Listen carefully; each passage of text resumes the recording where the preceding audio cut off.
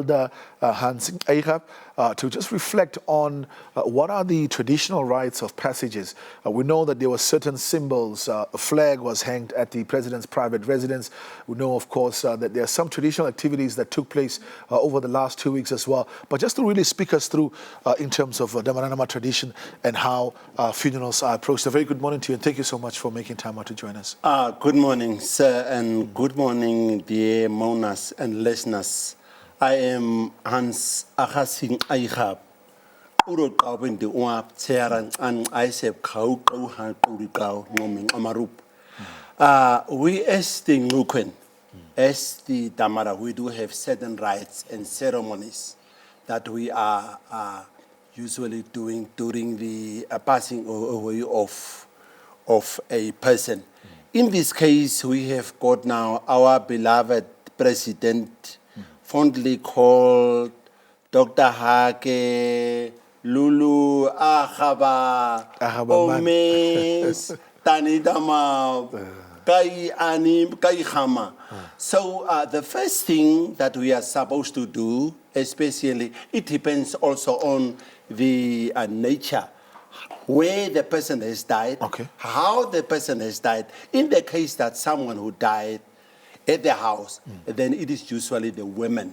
They'll now look to the body and then they'll put him in position and they'll do the usual things like putting the ṭOEixab on the stomach so that the gallbladder will not disintegrate, and then they'll put the whole body in position after rigor mortis has pulled in. And afterwards, the woman will usually talk to the elders there around and say, "Oka,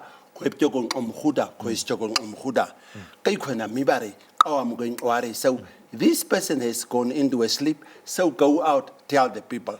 So the men usually outside there, they will now take the kudu horn, and then they'll now blow on it. And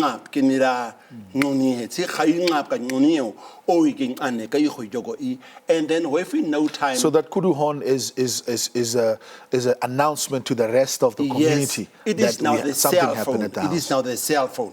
So that one, if the sound of the kudu horn is yet, then the whole village knows. From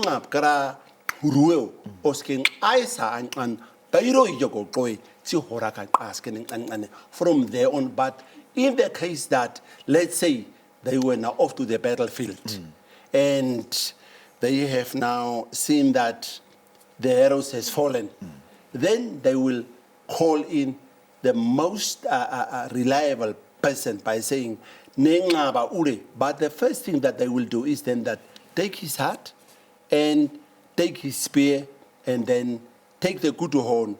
But before entering the village, just to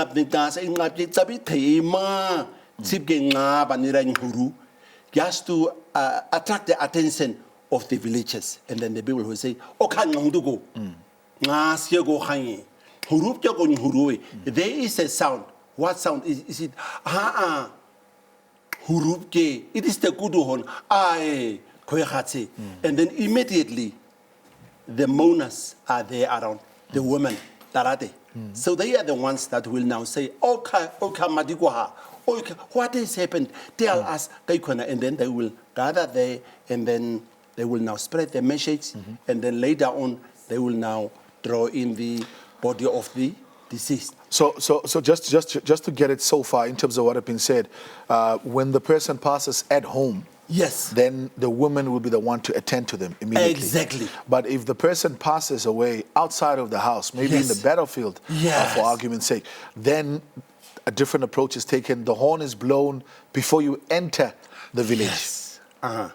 So so this is now the kudu horn. So he will now start to blow on it, and immediately the attention of the villagers are now together.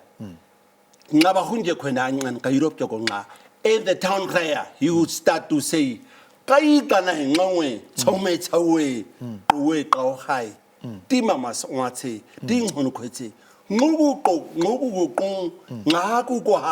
So it means these are now words that we cannot put into English, but they will say, how did he fall? Was he on the spits of the whole setup?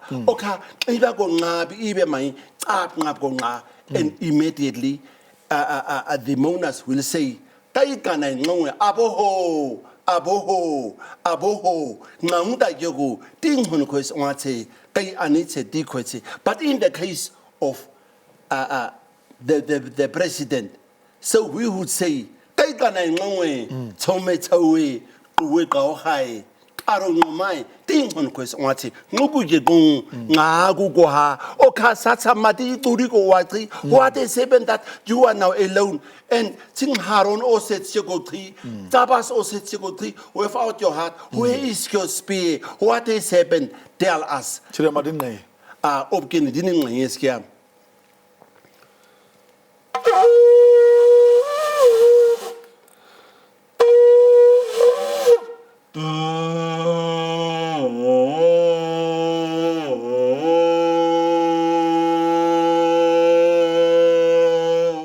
And the woman would say, aboho, aboho, nauti that you go, Gaikon wate, I ding honquest wate, nauti that you go. And immediately within 24 hours, the whole setup, the area around, will know that a hero has fallen. We know that, of course, the hanging of the flag at the house is also an important one. Cope. So that is now from the Christian side. So usually, if now there is now a death in the family, so the woman and knowledgeable men will now come there, and then they'll take up a black flag, and then they will put it up. So it means then that there is something is on and from that time on, nobody is not allowed or this story of now walking upright and then also talking aloud is not allowed. So from then, everything is being done with dignity. Yes, with dignity. Talk to us about the behavior now in terms of the guests, how the guests are received and how they need to behave during the mourning period, particularly at the house of the deceased. Especially at the house, all the ladies around, and then the, let's say, mature people, so they have to wear as far as black, and then not these short skirts and shorties and so on, but decently, and then the way that they are going to behave themselves is with dignity, and then with bowed heads, and then also with subdued voices. We know one of the important ones is also the wake that usually happens. Traditionally, if it's a normal member of the community, the wake usually happens on Fridays, so what we call the narrates. Yes. Talk to us about the narrates and now the subsequent activity that takes place now early in the morning before the sunrise as well. So the narrates and the ṭOEixab in the morning. Talk to us about that period. Okay, the very first one is now so the announcement. Let's say they will now on a Sunday afternoon they'll come together and say, that is just the opening and the closing ceremony, and then throughout from, let's say, from Sunday on up to Tuesday, they will do the arrangements, and then on a Thursday, on a Wednesday, usually, they'll open up and say, this night we'll only sit half to the night, and then from there on, but now, from the Wednesday throughout, and then the Thursday throughout, are being done. There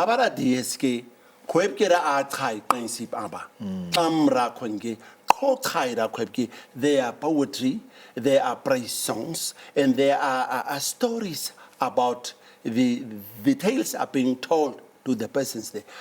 But they have got a two-way program. One is now where you do have now the pastor, the main preacher. Before him, you will get these speakers and speakers and speakers and so on. But before the main announcement, I mean, then the last person, second last person will be now, let's say, the headman or the OMEP. He is now the one that will now do all the ceremonies there. And then from there on, they will sit throughout the night. This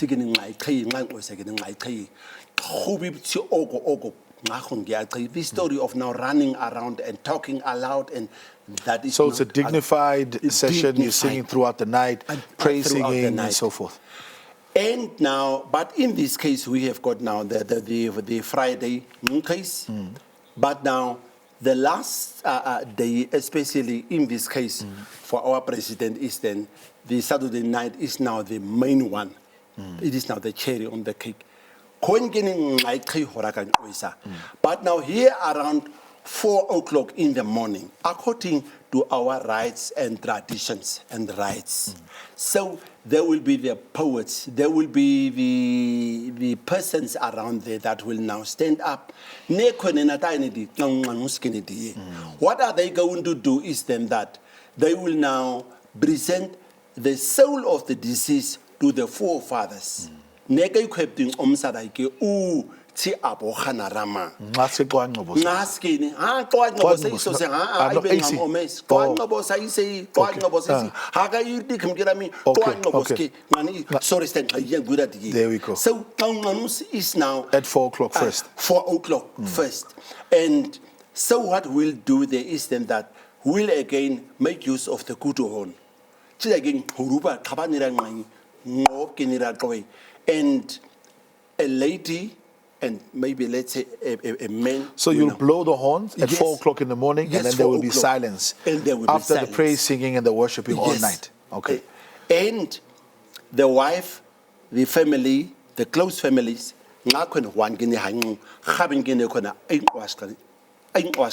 so they have to face the side of the rising moon. Yeah, the east. Okay. Yeah, to the east, from where the moon and the sun is coming. What else? So they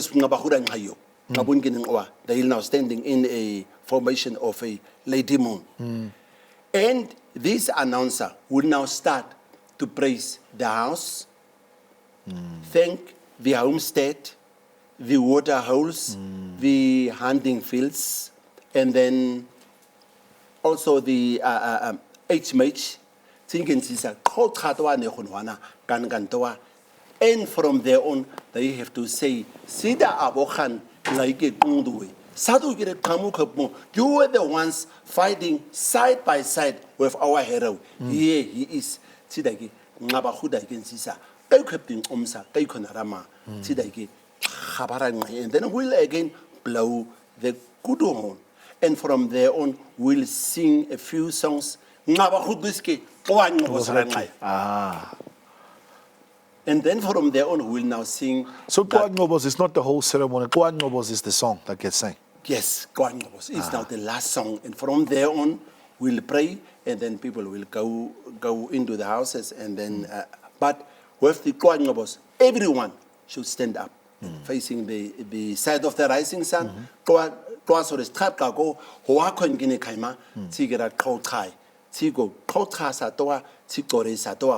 Then that's the moment that will now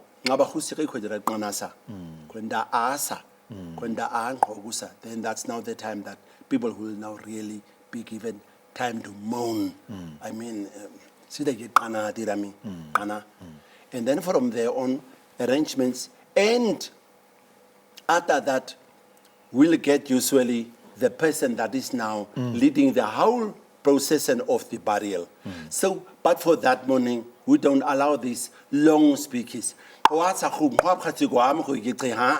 So we'll only give, let's say, 2 speakers. The chance, it is now usually the town crier or the uncle or the most senior person.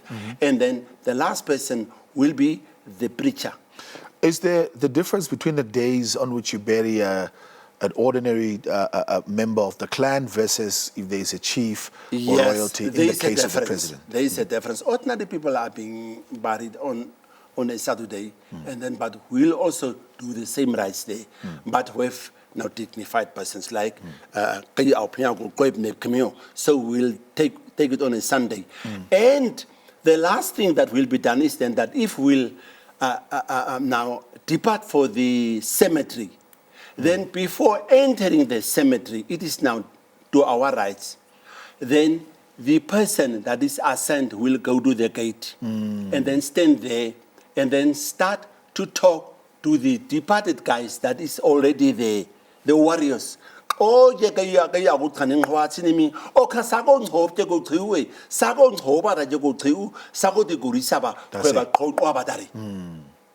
And then from there on, they will now take in the body. And a short ceremony, but before we are going to lay the body into his rest place, then we have to blow again the kudu horn. Blow it for 6 times, and the procession will go on to the grave.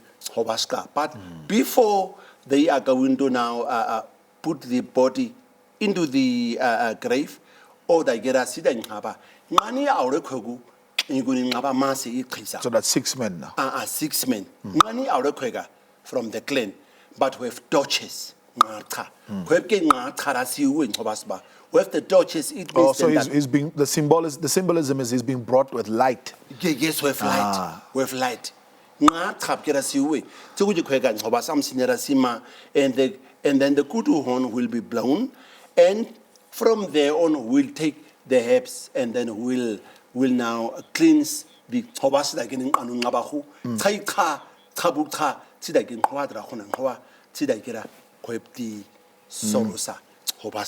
And then he'll be laid to rest.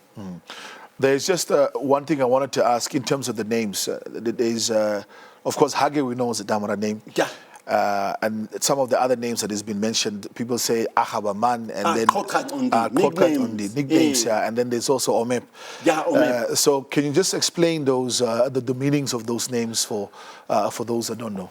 Okay, well, the name Hage means then that, let's say the parents were now waiting for a child or for a boy. For a child or for a boy. He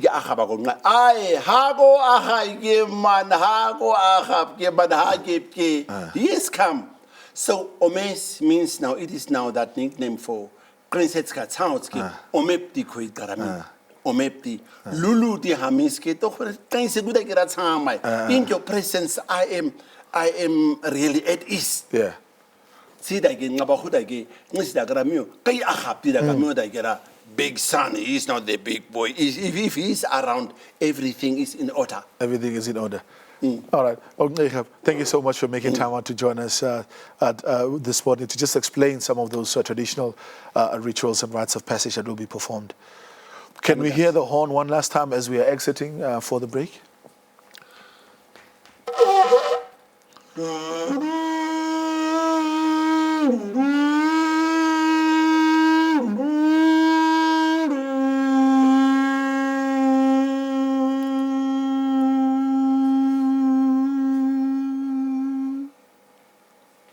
Thank you very much. Thank you for making time out to join us.